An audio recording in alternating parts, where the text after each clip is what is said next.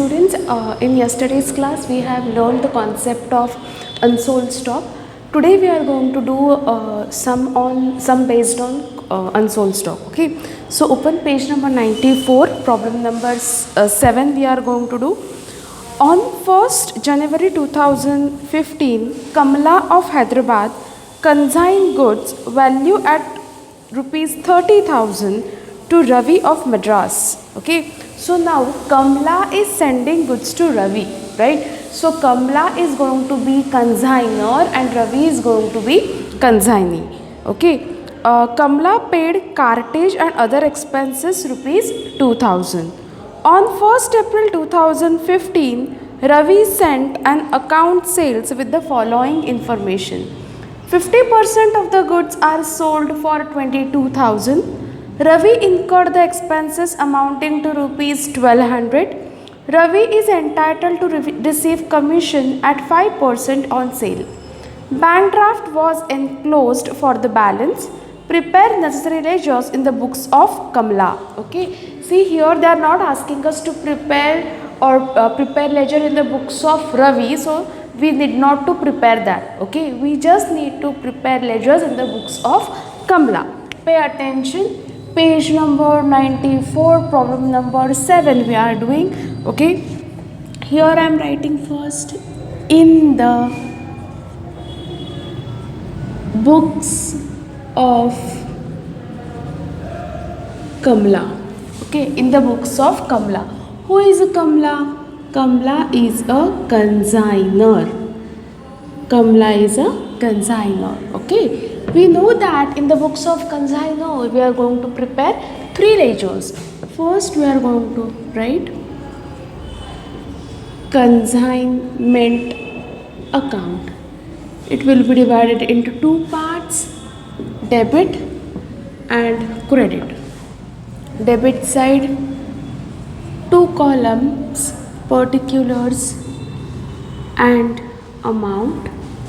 Credit side 2 columns, particulars and amount. Okay, say first ledger was consignment, second ledger will be of Ravi's account. Who is a Ravi? Ravi is consignee.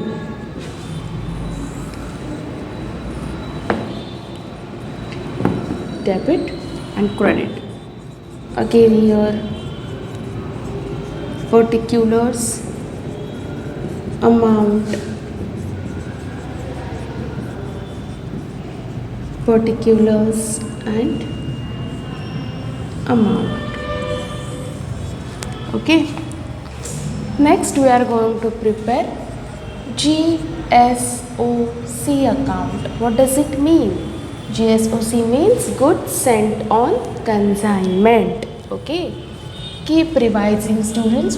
While preparing account, make a point that you will talk to your own self. Particulars, amount, particulars and amount. Okay, see students, in the books of consignor I am going to prepare 3 ledgers.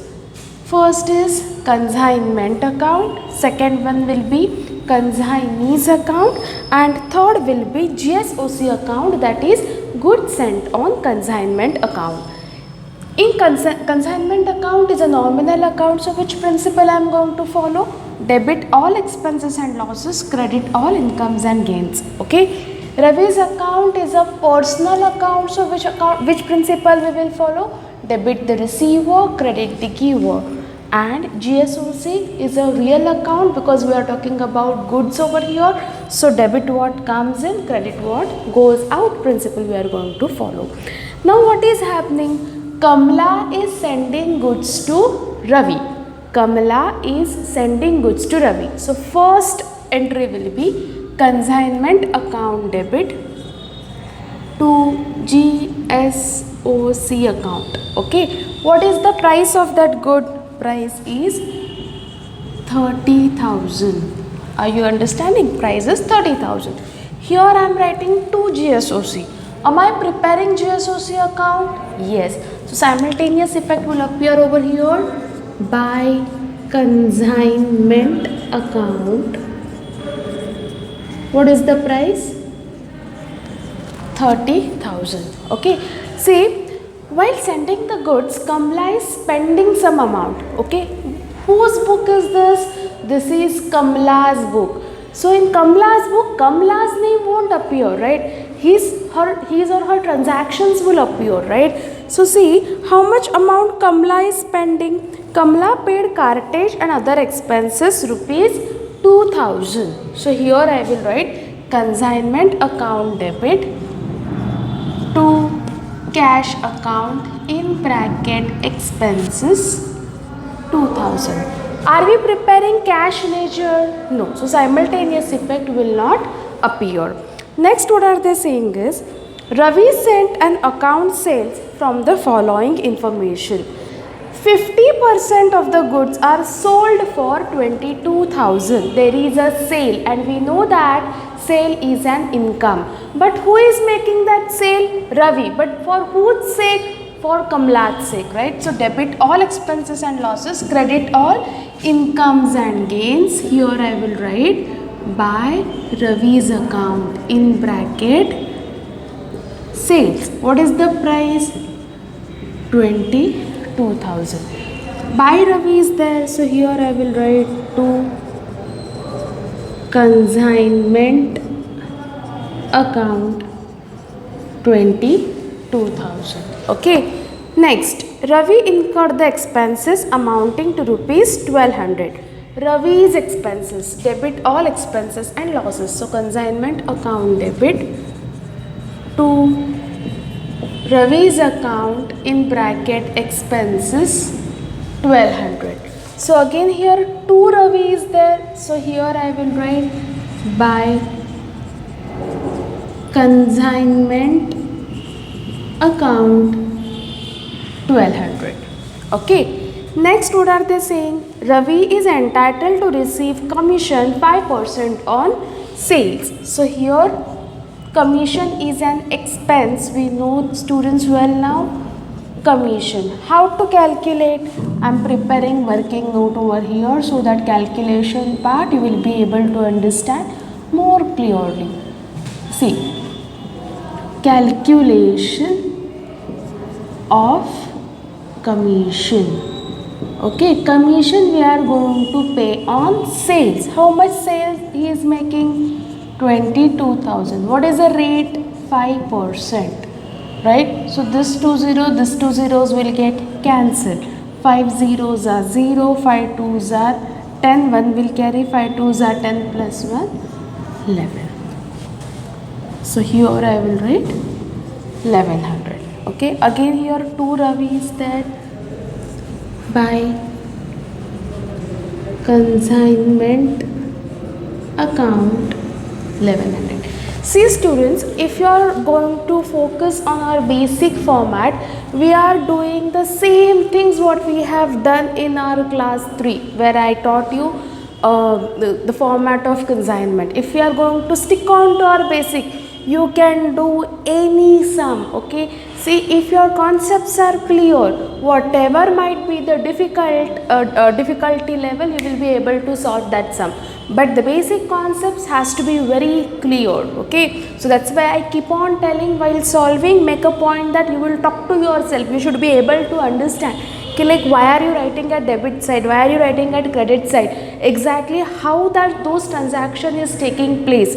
If you are able to translate your problem according to your level of understanding, you will never commit any mistakes, students. Okay, now students pay attention. What are they saying is, we have sent goods worth rupees 30,000 to Ravi. Okay, but Ravi couldn't sell the entire stock. He sold only 50% of stock. Okay, what does it mean?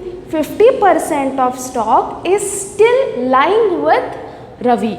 Okay, so obviously Ravi has to, we need to do the valuation of that unsold stock. Okay, see, Ravi didn't sell the entire stock. He sold only 50% of the stock. So 50%, remaining 50% is still with Ravi, and we have to value we need to value of unsold stock. Okay, so now let's see working note number 2.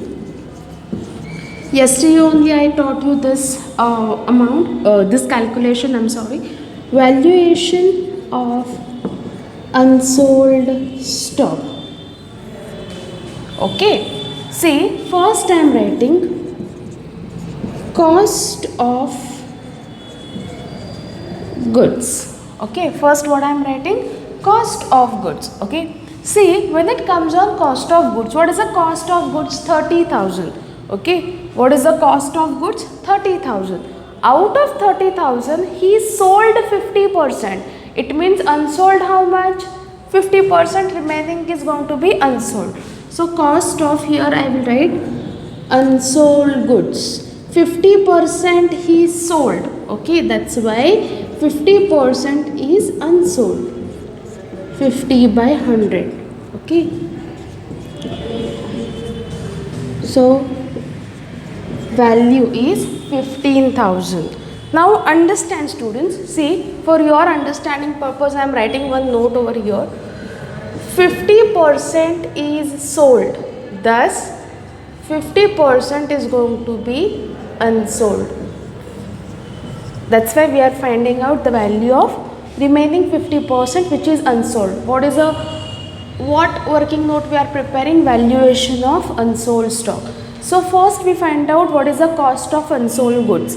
Cost of unsold goods, the price at which we are sending goods, uska 50% we have considered. Now add proportionate expenses of consignor. Okay, see, consignor had spent rupees 2,000 for 100% good. Are you understanding? 2,000 he spent for 100% goods. We want only for 50%.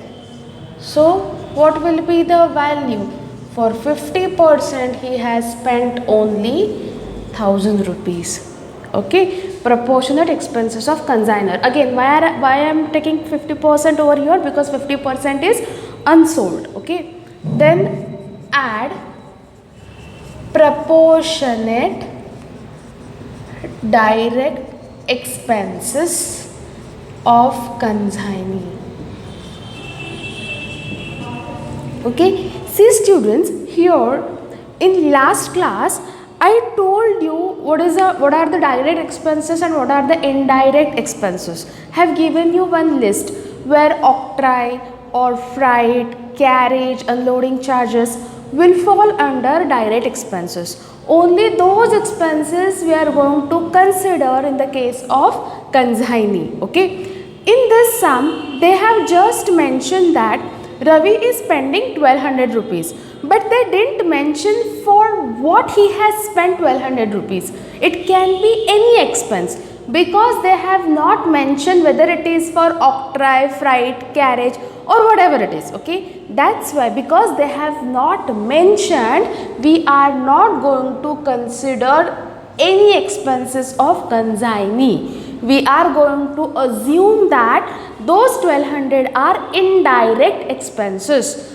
Because those are indirect expenses, that will not fall under the formula. Because what is the formula? Cost of unsold goods plus proportionate expenses of consignor plus proportionate direct expenses of consignee. I am focusing more on direct expenses in the case of consignee. So because they have not mentioned, here I am taking amount nil or 0. So now what is the value of unsold stock? Value of unsold stock 15,000 plus 1,000, 16,000. Value of unsold stock will be 16,000. See students, this stock, okay, value of unsold stock is our asset. Anytime we can sell it, okay, and we can convert that stock into cash. Now where to record that unsold stock? Okay, it will not appear in Ravi's account or GSOC account. It will appear only in main business account. Debit side indicates all our expenses, so it will not appear over here, right? So it will appear at credit side by unsold stock. What is the amount? 16,000. Are you getting this? Where I have recorded unsold stock value, unsold stock value will always appear on the credit side of consignment. We are not supposed to write that unsold stock in consignee or GSOC. Okay, unsold stock will appear only in consignment credit side. Okay, now let's do tallying business, students. See, we need to find out whether we got a profit or we are suffering from loss. First, I am doing consignment credit side total. Credit side total is 38,000, whereas debit side total I need to do 0, 0, 2 plus 1, 3, 2 plus 1, 3 plus 1, 4, and this 3 will be as it is. See, my income side total is 38,000 and my expense side total is 34,300. My income is more than expense, so I am getting a profit. Profit is nothing but our balancing figure. See, first I will write here 38,000. Now balancing figure, profit will be balancing figure, that is 3,700. This is consignment. Okay, now students, consignment account is done. Now let's find out Ravi's account. This was consignment accounts working note, students. Now working note of Ravi, this is a rough work, student. This is only main sum. Okay, this in the books of Kamla, and working note I am showing you, this is a rough work, students. So when it comes on Ravi, understand, students, if you are going to have a look, you will come to know that debit side is greater than the credit side. So here debit side total is 22,000 and credit side total is 2,300. So 22,000, here I will write 22,000 by bank account, in bracket I will write balancing figure. So